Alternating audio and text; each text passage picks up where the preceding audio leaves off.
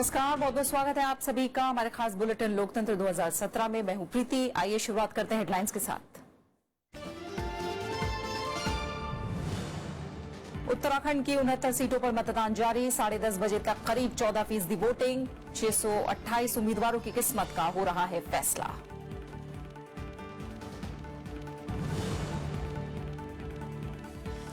उत्तर प्रदेश में दूसरे दौर की वोटिंग। 67 सीटों के लिए 721 उम्मीदवार। 23,696 मतदान केंद्रों पर सुरक्षा के पुख्ता इंतजाम।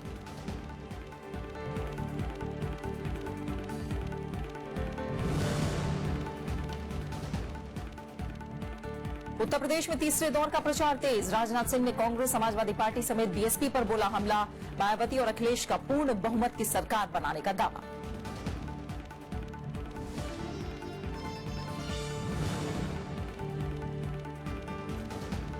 मणिपुर में रोम शर्मिला ने कहा बीजेपी की ओर से मिला था टिकट और 36 करोड़ रुपए का ऑफर। बीजेपी का खंडन, प्रदेश में भारी जीत का दावा।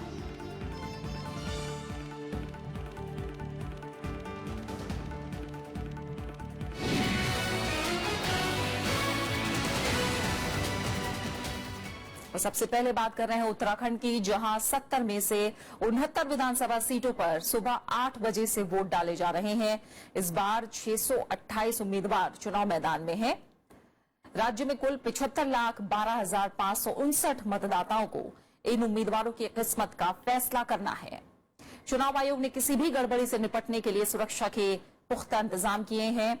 इस बार के चुनाव में कुल 10,685 मतदान केंद्र बनाए गए हैं। प्रदेश में सुबह 10:30 बजे तक करीब 14% मतदान की खबर है। कर्णप्रयाग सीट पर बीएसपी उम्मीदवार के निधन की वजह से अब वहां 9 मार्च को वोटिंग होनी है।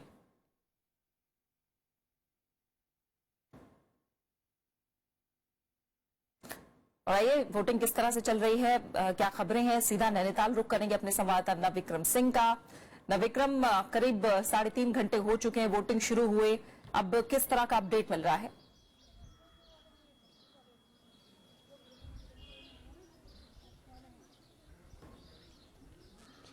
प्रीति, जो मतदान के शुरुआती घंटे थे उसमें तो यहाँ पर काफी संख्या में लोगों ने अपना वोट कास्ट किया है।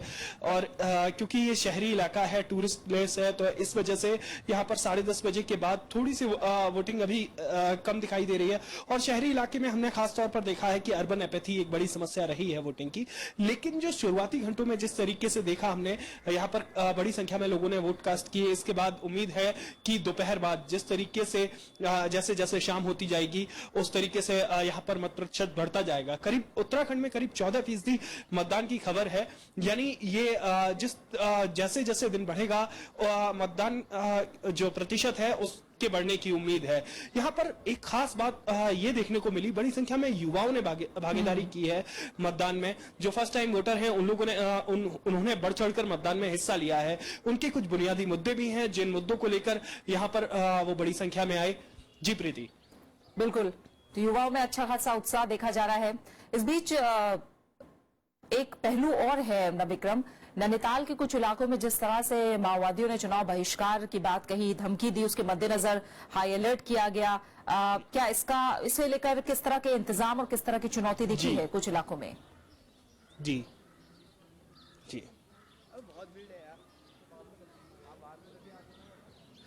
जी, मैं अभी डीएम और एसपी से हमारी बात हुई। यहाँ पर जो संवेदनशील बूथ हैं उन पर अर्धसैनिक बलों की तैनाती पहले से कर दी गई है। और उसके अलावा खास तौर पर डीएम और एसपी की तरफ से यहाँ पर निर्देश दिए गए हैं जो संवेदनशील इलाके हैं उनकी खास तरीके से मॉनिटरिंग की जाए। और खुद यहाँ पर प्रशासनिक अमला इस पूरे जो यहाँ पर माओवादियों ने पोस्टर चस्पा किए थे कुछ दिनों पहले, उसके बाद काफी चौकस है। और जगह जगह जाकर वो खुद जो संवेदनशील इलाके हैं वहां मॉनिटरिंग कर रहे हैं जो यहाँ पर प्रशासनिक अमला है।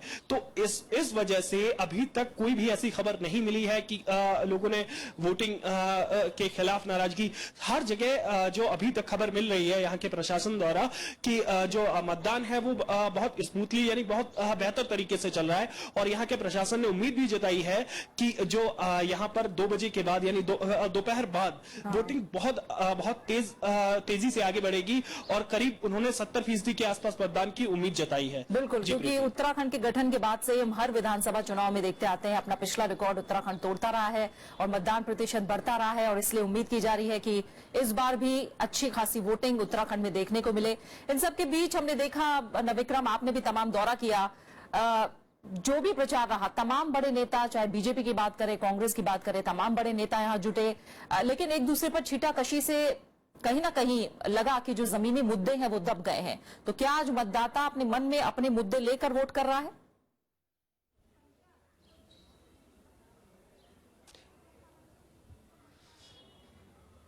जी प्रीति, बिल्कुल उत्तराखंड जब से राज्य का गठन हुआ है तब से ये देखा गया है कि चुनाव के दौरान यहाँ पर जो जमीनी मुद्दे हैं, जो बुनियादी सुविधाओं का सवाल है पहाड़ पर, एक बात हम ये भी देख के चले कि पहाड़ की राजधानी पहाड़ पर इस बात को लेकर यहाँ पर करीब 16 साल से लड़ाई चल रही है, जो गैरसैंण वाला मसला है यहाँ पर, लेकिन अस्थायी राजधानी अभी तक देहरादून है। और पलायन एक बहुत बड़ा मुद्दा है और जो लगातार बढ़ता ही जा रहा है। तो पलायन को रोकने के लिए कोई खास इंतजाम अभी तक, क्योंकि बीजेपी और कांग्रेस दोनों की सरकारें राज्य में रही हैं, अभी तक कोई खास इंतजाम देखा नहीं गया है। तो जो मतदाता है वो भी लगभग पशोपेश में है कि क्योंकि बीजेपी और कांग्रेस में जो नेताओं की अदला बदली एक तरह से कहें वो हुई है, उसके बाद पशोपेश में, क्योंकि जो नेता लगातार वादे करते हैं उसे जो जब मतदान हो जाता है, जब रिजल्ट आ जाता है तो समस्याएं जस की तस बनी रहती हैं। तो ऐसे में जो यहाँ का मतदाता है वो इस बार वोट के लिए खास तौर पर अपने मत का इस्तेमाल इसलिए बुनियादी मुद्दों पर ही कर रहा है। लेकिन ये देखने वाली बात होगी कि आने वाली सरकार यहाँ के जो बड़े मसले हैं, पलायन एक बहुत बड़ा मसला है यहाँ पर, ऐसे मसलों को लेकर क्या रुख अपनाती है, क्या उनके मसले पूरे हो पाएंगे, मतदाताओं की जो उम्मीद है वो पूरी हो पाएगी। बिल्कुल, बहुत बहुत शुक्रिया नविक्रम इस तमाम जानकारी को फिलहाल नैनीताल से हम तक पहुंचाने के लिए। और आइए उत्तराखंड के बाद अब नजर डालते हैं उत्तर प्रदेश पर। उत्तर प्रदेश में दूसरे दौर का मतदान सुबह 7 बजे से जारी है। दूसरे दौर में 11 जिलों की 67 सीटों पर आज वोट डाले जा रहे हैं। मतदान का काम शाम 5 बजे तक चलेगा। प्रदेश में सुबह 9 बजे तक 14% मतदान की खबर है। मतदान केंद्रों पर सुरक्षा के पुख्ता इंतजाम किए गए हैं। संवेदनशील इलाकों में भी सुरक्षा बेहद कड़ी की गई है। जिन 11 जिलों में वोटिंग हो रही है उनमें सहारनपुर, रामपुर, शाहजहांपुर, संभल, पीलीभीत, अमरोहा, बरेली, लखीमपुर खीरी और बदायूं भी शामिल हैं। दूसरे दौर में कुल 2,28,79,185 मतदाताओं को 721 उम्मीदवारों की किस्मत तय करनी है। इनमें 1,23,84,449 पुरुष जबकि 1,04,93,671 महिला मतदाता शामिल हैं। शांतिपूर्ण मतदान के लिए चुनाव आयोग ने सुरक्षा के पुख्ता इंतजाम किए हैं और संवेदनशील क्षेत्रों में अतिरिक्त सुरक्षा बलों की तैनाती की गई है।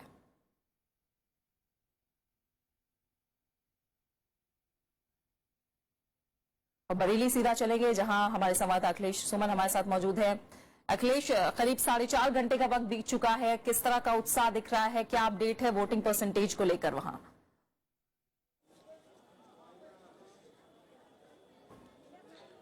देखिए, अभी जो दूसरे फेज में जो मतदान चल रहा है उसमें बरेली में सबसे ज्यादा प्रतिशत है मतदान का। 15% से ज्यादा मतदान यहाँ संपन्न हो चुके हैं। और जहां तक शांति की बात है तो बहुत शांत तरीके से बरेली के दोनों विधानसभा क्षेत्रों में, या चाहे वो बरेली कैंट हो या बरेली शहर हो, दोनों जगह काफी शांतिपूर्ण ढंग से मतदान हो रहा है।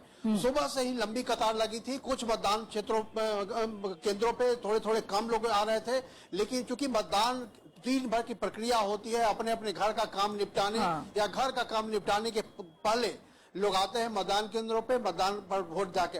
आप देखिए हमारे पीछे जो ये लग रही है, अभी भी लंबी लंबी लाइनें हैं। लोग या तो कुछ लोग मतदान करके आ गए हैं या कुछ लोग कुछ लोग मतदान करके आ गए हैं और जब लौट रहे हैं, और कुछ लोग अभी मतदान के लिए लाइनों में खड़े हैं।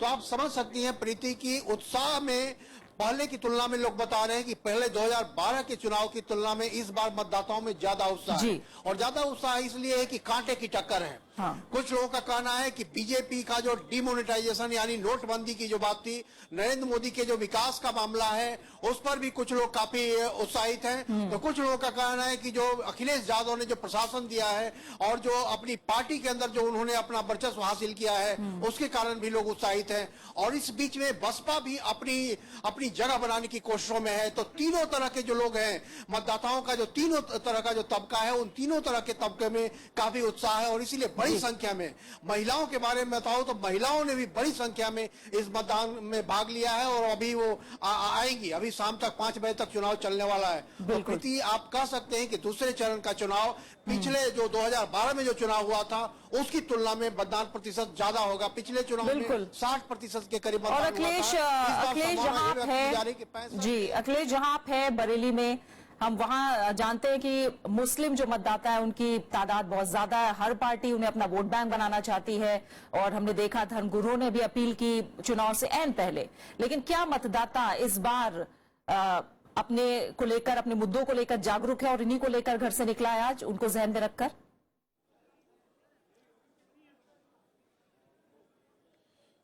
निश्चित तौर पे यहाँ जो बरेली ही नहीं, जो 66 विधानसभा क्षेत्र हैं, उसमें 22 ऐसे विधानसभा क्षेत्र हैं जिसमें कि मुस्लिम जो हैं वो बहुत ही निर्णायक स्थिति में हैं। वो 22 विधानसभा क्षेत्रों को प्रभावित कर सकते हैं। और बरेली में खास तौर पे इस तरह का वातावरण है कि उनकी भूमिका काफी महत्वपूर्ण होगी। लेकिन एक बात मैं बताऊं कि बरेली में कोई तनाव का माहौल नहीं है। पिछले 6-7 साल पहले जो तनाव थी बरेली में, आज वो तनाव आपको कहीं नजर नहीं आएगा। सबको ये समझ में आता है कि जो ये धर्म और संप्रदाय के मुद्दे हैं वो कुछ खास तबकों द्वारा फैलाया जा रहा है, इसलिए लेकिन जरूर विभाजन की स्थिति एक है। और विभाजन की स्थिति के कारण ही कुछ लोग बसपा को, कुछ लोग सपा कांग्रेस गठबंधन को, और जो शेष लोग हैं वो बीजेपी की तरफ या फिर राष्ट्रीय लोकदल भी कई जगह चुनाव मैदान में है, उनकी तरफ भी कुछ लोगों का रुझान है। तो लेकिन यह कहें कि विकास का मुद्दा, विकास के सबसे अपने अपने मुद्दे हैं, सबके अपने अपने दल हैं जो समझते हैं कि ये दल हमारे लिए विकास कर सकते हैं। और निश्चित तौर पर जो कानून व्यवस्था की स्थिति और जो रोजगार की स्थिति, प्रशासनिक जो सुविधाएं होती है कि प्रशासन में हमारा काम जल्दी हो, इस बात की का भी लोगों के जहन में है कि जो सरकार बनेगी वो इस बात में भी हमारा सहयोग करेगी, हमें कार्यालयों में हमारे काम जल्दी होंगे। तो सारी बातें लोगों के जहन में है। बिल्कुल, बहुत बहुत शुक्रिया अखिलेश सुमन आपका बरेली से इस तमाम जानकारी को, इस तमाम अपडेट को फिलहाल हम तक पहुंचाने के लिए। और अब हम सीधा अमरोहा का रुख करेंगे जहां जैगम मुर्तजा हमारे संवाददाता मौजूद है। जैगम, हम जानना चाहेंगे अमरोहा में किस तरह की वोटिंग चल रही है। पिछले दौर का जो मतदान हुआ उसके बाद पूरी उम्मीदें हैं कि इस दौर में भी वोटर बड़ी तादाद में घर से निकलेगा। क्या है 4.5 घंटे बाद की तस्वीर अब?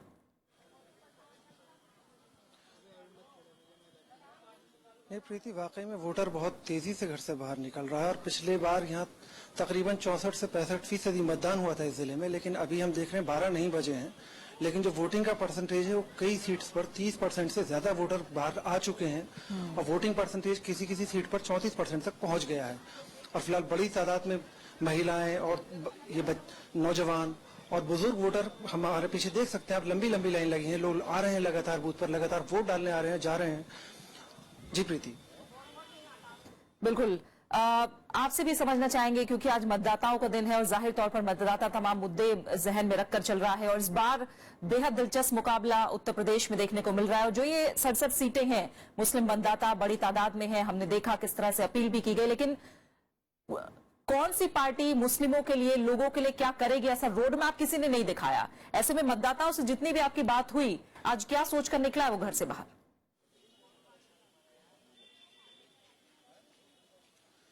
नहीं देखिए प्रीति, अभी धर्मगुरुओं ने भी अपील की, लेकिन उस अपील का हमें लगता है कि वोटरों पे कोई असर नहीं है। वोटरों के लिए जो विकास है, उनकी शिक्षा से जुड़े जो बुनियादी मुद्दे हैं, इनके रोजगार से जुड़े मुद्दे हैं, उन पर ज्यादातर मतदाताओं का यही कहना है कि हमारी जो मूलभूत सुविधाएं, जो पार्टी हमारे लिए काम करेगी, हम उसे वोट करेंगे। लोग बेहतरी चाहते हैं, लोग धर्म और इन सब चीजों से ऊपर उठ के वोट करना चाहते हैं और सब चाहते हैं कि बराबरी का दर्जा मिले, लोगों में एक समाज के अंदर एक अच्छी हैसियत बने। जी प्रीति, बिल्कुल, बहुत बहुत शुक्रिया। फिलहाल जैगा में इस तमाम जानकारी को हम तक पहुंचाने के लिए। तो उत्तराखंड में 67 सीटों पर वोटिंग जारी है। सुबह 7 बजे से वोटिंग चल रही है और अभी लगातार अपडेट मिल रहा है वोटिंग परसेंटेज को लेकर भी। उधर उत्तराखंड में 70 में से 69 सीटों पर वोटिंग चल रही है। आइए सीधा हम रुख करेंगे, प्रणव गोस्वामी हमारे संवाददाता जोशीमठ में मौजूद है। प्रणव, पहाड़ी इलाका है जोशीमठ, माना जाए दुर्गम इलाका है, अब सुबह 8 बजे से वोटिंग जारी है, किस तरह का परसेंटेज, किस तरह का उत्साह है वहां?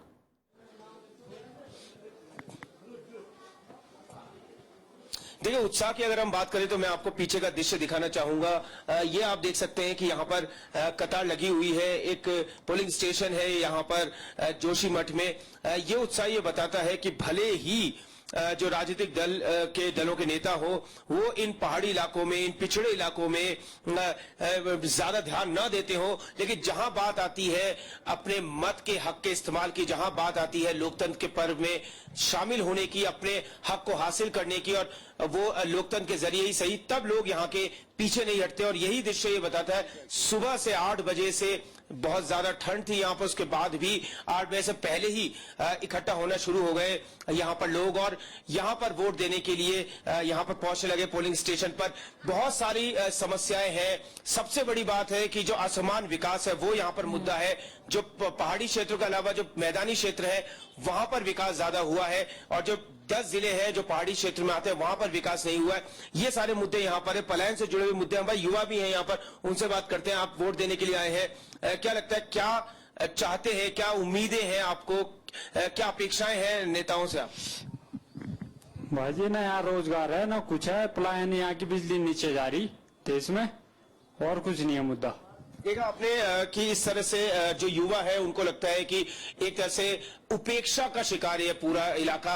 हालांकि हर बार ये बात होती है, इस बार भी चुनाव में जो मुद्दे गूंजे वो मुद्दे मूल रूप से जो राजनीतिक दलों की आपसी खींचतान, आपसी लड़ाई और वर्चस्व की जो लड़ाई है वो उनके चुनावी नारों में, भाषणों में सुनाई दी, लेकिन किसी ने भी वो मुद्दे नहीं छुए जो कि पर्यावरण से जुड़े हुए हैं। पहाड़ी क्षेत्रों में 2013 में जिस तरह से आया था, एक बहुत बड़ी त्रासदी हुई थी, प्राकृतिक आपदा आई थी, उसके बाद 4 साल हो गए हैं। पूरी टूरिज्म इंडस्ट्री को इसने एक तरह से जो बैकबोन थी इकोनॉमी को, उसको तोड़ दिया। अभी तक सामान्य नहीं हुए हैं हालात। ये सारे मुद्दे हैं। यहाँ पर एम्प्लॉयमेंट नहीं है, यहाँ पर स्वास्थ्य सेवाएं नहीं है, शिक्षा नहीं है, ये सारे मुद्दे हैं। लेकिन ये इसकी गूंज सुनाई नहीं दी, बल्कि गूंज सुनाई दी इस बात की कि किसने कौन सी पार्टी का पाला बदला, किसने कौन भ्रष्टाचार में लिप्त रहा, ये सब मुद्दे ज्यादा सुनाई दिए। बिल्कुल, हमने देखा जो लोगों से जुड़े मुद्दे हैं, पानी, शिक्षा, और प्रदेश में जो पहाड़ की समस्याएं हैं वो कहीं दब कर रह गई एक दूसरे पर छींटाकशी के बीच। कांग्रेस के लिए हम जानते हैं उत्तर भारत का ये अपना आखिरी किला बचाने की चुनौती है प्रणव। वहीं दूसरी तरफ बीजेपी पूरी कोशिश में है कि अहम पहाड़ी राज्य में सरकार बनाई जाए। और जैसा हमने देखा, खुद अब हरीश रावत मैदानी 2 सीटों से चुनाव लड़ रहे हैं। वहीं बीजेपी का कोई मुख्यमंत्री पद का चेहरा कौन है ये साफ नहीं है। ऐसे में राजनीतिक तौर पर समीकरण कैसे दिख रहे हैं?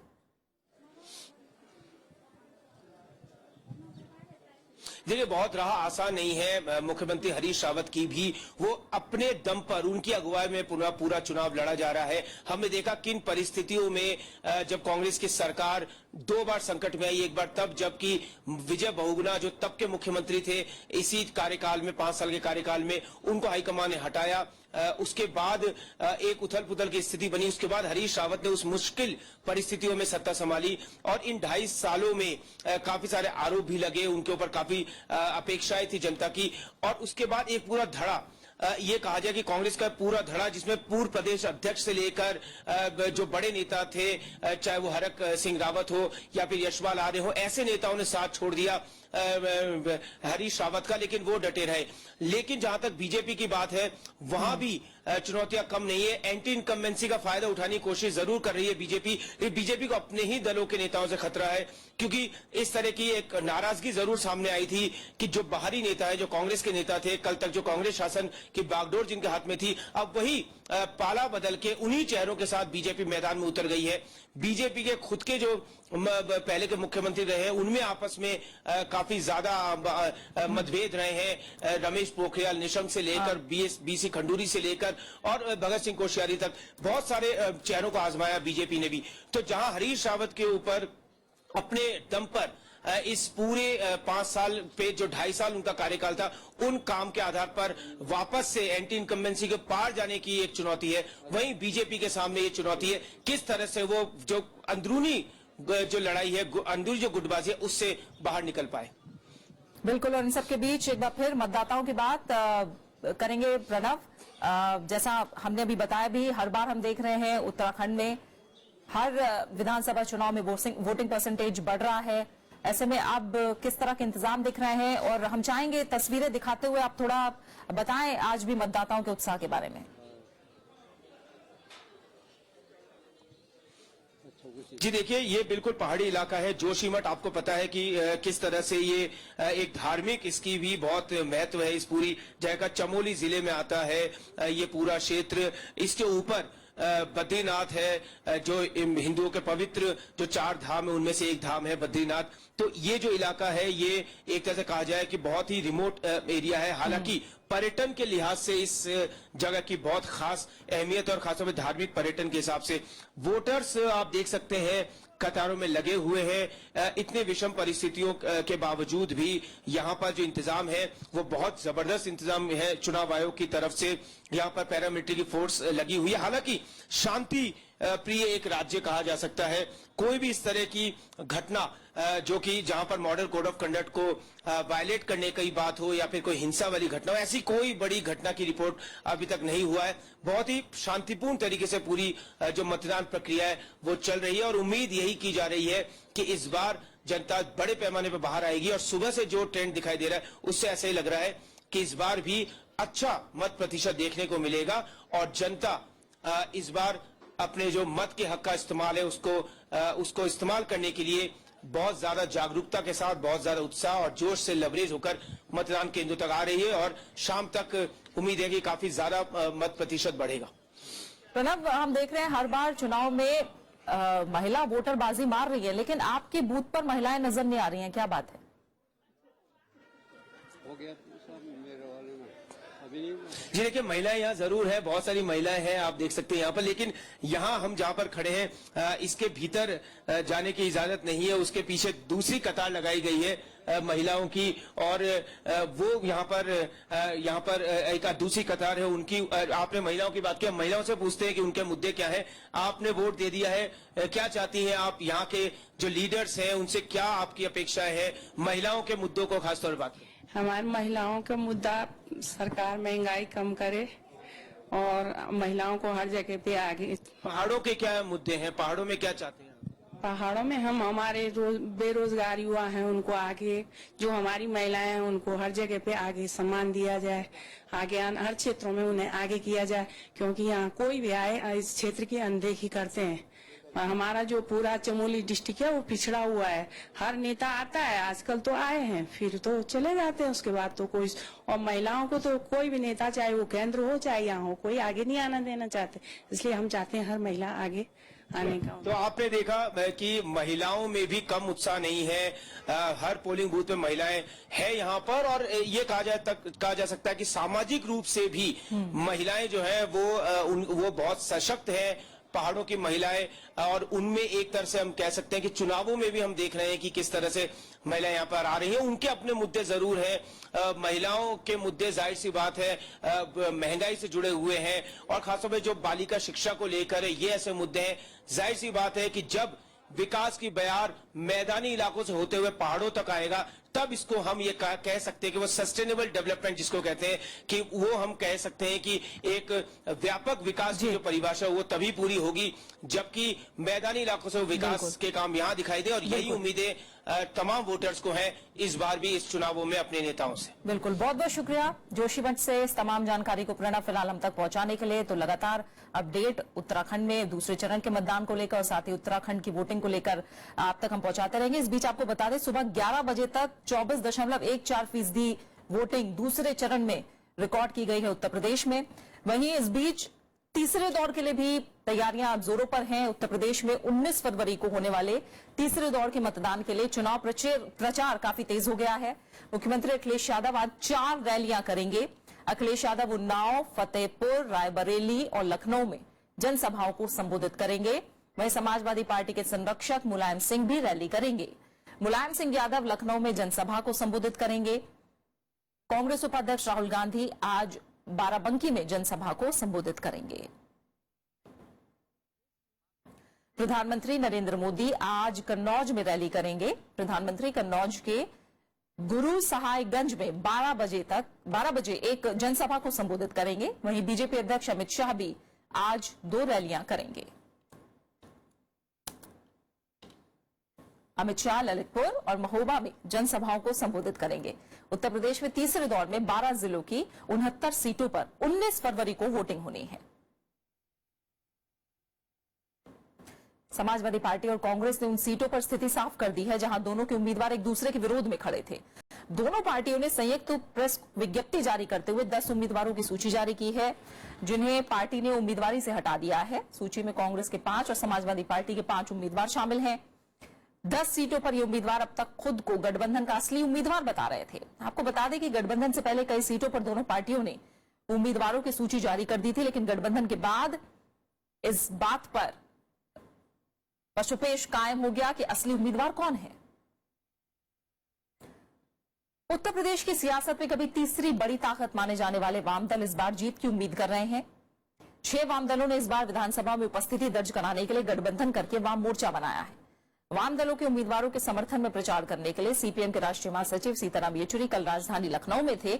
यहां उन्होंने अल्पसंख्यक जनसंख्या को लेकर केंद्रीय गृह राज्य मंत्री किरेन रिजिजू के बयान की निंदा की। उन्होंने कहा कि वाम दल जनता से जुड़े मुद्दों के बल पर विधानसभा पहुंचेंगे। हमारी उद्देश्य यही है कि वामपंथी वैकल्पिक नीतियां जो है, जो जनहित में उत्तर प्रदेश के अंदर लागू होनी चाहिए, उसको लागू करवाने के लिए हमारे प्रतिनिधि जीतकर जाएं असेंबली के अंदर। वो दबाव जो भी सरकार है उन पर वो दबाव डालने का ये हमारा मुख्य इरादा है। बाकी जगह जहां पर वामपंथी कैंडिडेट नहीं है, हमने तय किया कि वहां पर हमारा मुख्य उद्देश्य रहेगा कि भाजपा और सांप्रदायिक ताकतों को हराना। इसी के साथ फिलहाल लोकतंत्र 2017 में इतना ही, लेकिन चुनाव से जुड़ा तमाम अपडेट हम लगातार आप तक पहुंचाते रहेंगे। ब्रेक के बाद देखिए वर्डिक्ट 2017। नमस्कार।